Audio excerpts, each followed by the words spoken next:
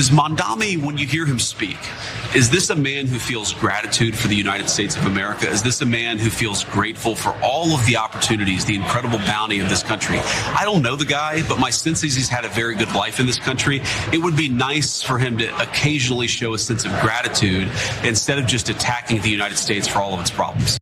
Yeah, see, there's a bit of an issue with that. First of all, it's the weird genre of JD Vance stuff where he just goes around saying that other people should be thankful for what they've been given, which is a little bit strange, particularly when you pitch it as Mamdani is not doing the ultimate like patriotic thing of becoming a citizen and then serving the people of his city and being very popular while doing so. No, he's blaming America. He's attacking America, and JD Vance would never sit there and support a politician who would do that. I think you can see where we're going. Let's jump into this.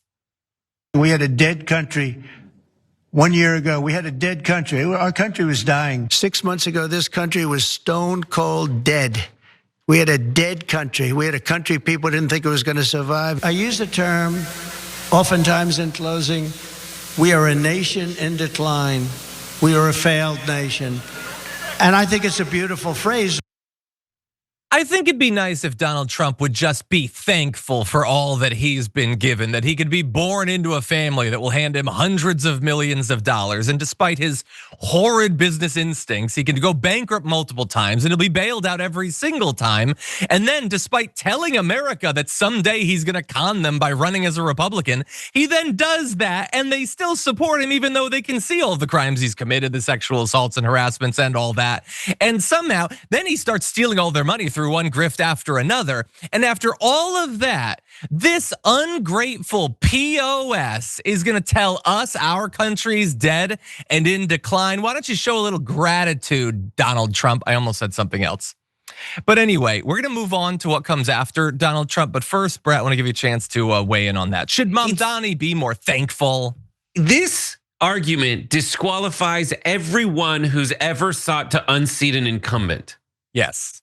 And anyone who does anything other than say, thank you, sir, may I have another. That's what he wants. And it is insane, lazy. It's only like, I don't think this convinces anyone of anything.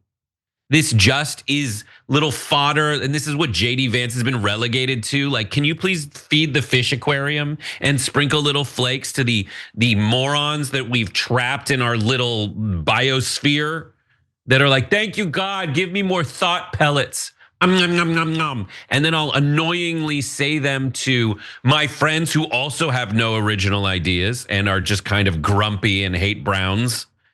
And then I'll also say it at a family dinner with people who are like, wait a minute, didn't you guys just say that you like didn't basically what Trump said? Like, didn't he criticize it the whole time? And they'd be like, no. And then they'll get encountered by an idea and then leave the family barbecue or Thanksgiving dinner table in a huff and call you a communist as they head their way out their door back into the fish tank. Yeah, and you alluded to this, but there's a very strong like, I don't know, like, why is Mamdani? You've had it so easy. We haven't even stripped you of your citizenship yet, and you're gonna criticize us. It's got a strong like Mamdani's being uppity feel to it, is what it feels like to me. I don't, of course, like me saying Trump should be thankful. No, Trump fought for everything, and if he wants to criticize America, that's his birthright to do that. But Mamdani, why don't you just quiet down? I mean, we haven't even deported you yet, and you're gonna criticize us? That is what this entire thing reeks of, and JD Vance knows that. He is trying to appeal to the most racist of his base with these sorts of criticisms, which you would only see of people like him or a Rashida Tlaib or an Ilhan Omar. Okay, they're not gonna say this to, some Republican in a primary they disagree with or something. Every single one of them complains about America. That's what politics is. And rather than, let's say that Mamdani's had a good life, okay?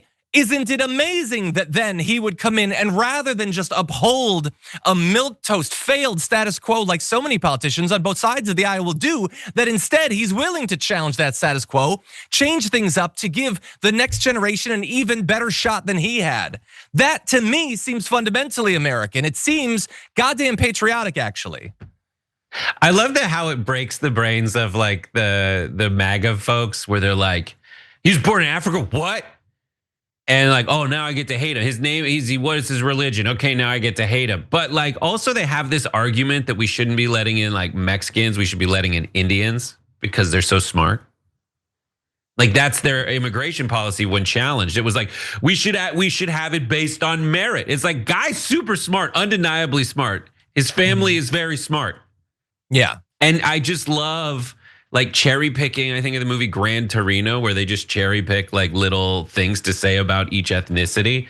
And it's fine if it's playful, I guess, but like this is very hateful and they're trying to strip away his citizenship, which is insanity. It's a bit jumbled. That's why I'm a big fan of Laura Loomer, who's like pure on this. Pure. None of them could come in here. Yeah. Well, Israelis could come in, obviously. But other than that, no, none of them can come in. It's got an ideological purity that is so rare in the modern era. But anyway, that wasn't all that JD Vance had to say.